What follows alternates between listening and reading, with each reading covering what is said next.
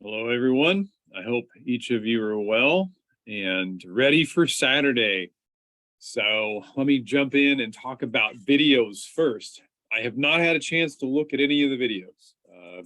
This past 2 weeks have been a wrangling effort between me and the IRB for my dissertation study, something that's been I've been working on for about 5 years to get this thing done.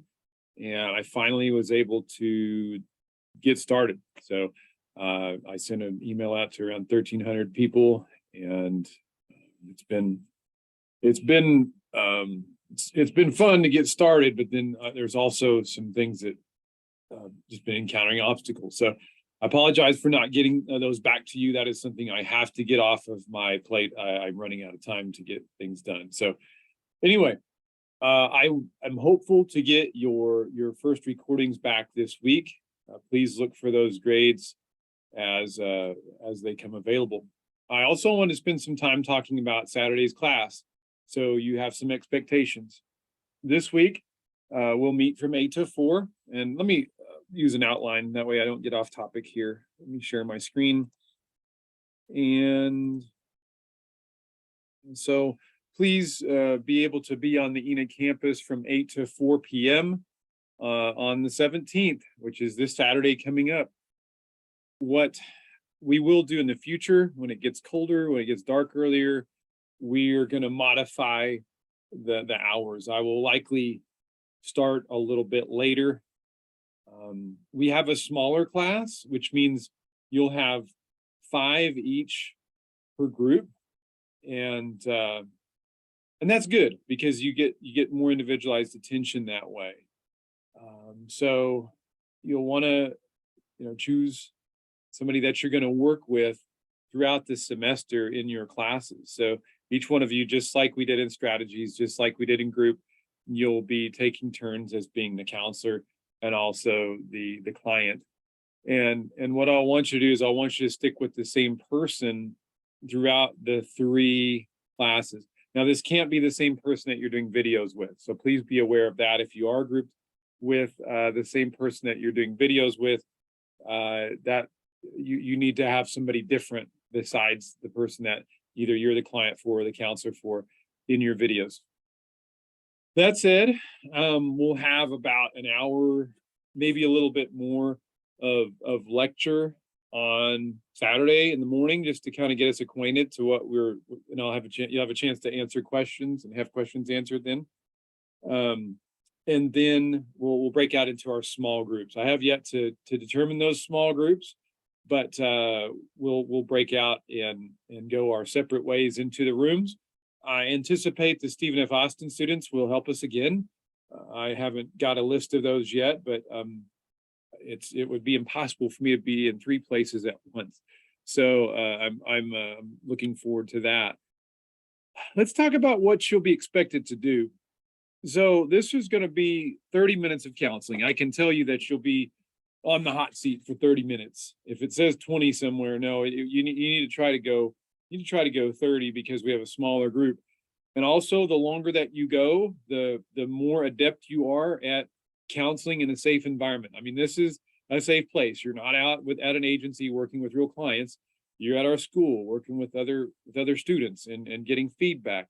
And so, it's important to, make mistakes. It's okay. You are willing to try something, that's okay. Try it here. If it doesn't work out, it doesn't work out. But if it does, then hey, you've got some tools under your tool belt. There are some expectations. The expectations are, and it's no coincidence that we're talking about humanistic techniques this week in the lecture. From strategies, the basic Carl Rogers unconditional positive regard is important. You're establishing rapport. You are trying to understand your client. You're basically, rather than focusing on demonstrating skills, you need to really focus in on learning more about your client, because it is about your client. And please keep that in the foremost, center of your mind as you work this weekend and moving forward. So micro skills, we'll want to revisit micro skills, but there'll be, and so you'll listen for a majority of the session. I would say that because this is going to be the first time you're meeting with this person, you need to spend the first 20 minutes of that 30 really getting to know them and getting to know a little bit more about them. When you get to maybe 20 minutes or so, 2/3 in, I will want to see an application of some techniques. And there are a couple of techniques that I'll want to intentionally see. The goal of your session at the end of your 30 minutes is to actually establish some goals that your client will want to work on. So the goals are not coming from you. The biggest mistake I've seen from this class in the past is that, people go 25 minutes, the counselor, and then they start giving, well, you're going to work on this, you're going to work on this, you're going to work on this. And okay, you've known that person 25 minutes from, they've lived their whole life without you, and now you're giving them goals. That's problematic. The goals need to come from your client. And so there are techniques where you can get the goals to come from your client. That's the biggest, I would say, growth edge for this class, is that you're not prescribing the treatment. You are listening to your client and collaborating with them, okay, let's focus on some goals for the next session, for the session after that, because you'll meet with this person 2 more times during this class, and you'll want to revisit the goals. Maybe at the end, and I'd say not maybe, but at the end of this class, you'll want to think about the next time you'll meet with this person coming up next month in October, and think about, what can I do now that they've expressed some things that they want to work on? What can I bring to the table that's going to help them? And so each one of us are going to be counselors. So each one of us over the month are going to be working on something, for our counselors. But then that student counselor, is going to also help you, with those goals. So it's going to be as realistic as we can get it. I mean, genuineness, down to earth, congruence, all that stuff is on the table. All that stuff is very important. And so there are 2 ways. So if you go back into our course modules, you'll know that solution focused was right off the bat. It was really, if you want to go in and look at some of these techniques, you're welcome to do that. The scaling, exceptions, problem-free talk, miracle question, those kind of things get you a goal to work on. Okay, now there's also some things that you probably don't want to go into too much depth in the solution focus, because again, you're getting to know your client. But there's also a technique that closely mirrors solution focused. And if you're an LADC, and even if you're not an LADC, this technique is preferable sometimes. And that technique is motivational interviewing. I've given a lot of motivational interviewing ideas, understanding. Here's an interview with Dr. Bill Miller, who is the founder of motivational interviewing. And what it is, it basically combines Rogerian with a little sprinkling of CBT. This is something that I was trained in 2001, and I will say that I use it still to this day. I've used it in virtually every counseling session that I've had. I've used it in virtually every supervision session with students that I've had. So if you go in and you look at the PowerPoint, it goes and goes over motivational interviewing. The principles are important to look at. This is important to look at. You'll see that the techniques are very, very similar. Here's some principles. You want to express empathy. Oh, does that sound familiar? Yes, micro skills. Roll with resistance. Maybe if somebody's not ready to change. Help develop discrepancy and support self-efficacy. Here are the fundamental skills. Tell me if these sound familiar. OARS, OARS, open-ended questions, affirmations, reflections, summarizations. Y'all have already been doing this. I would argue that the more that you do with motivational interviewing, the more open-ended questions that you have. And those are going to be, you're going to have open-ended questions about 20 minutes in, maybe 15 minutes in, after you do your affirmations, reflections, summaries.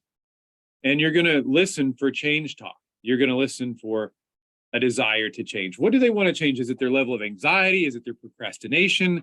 Is it something in their lives with their loved ones? What is it that they want to change? So listen to your client. Listen deeply.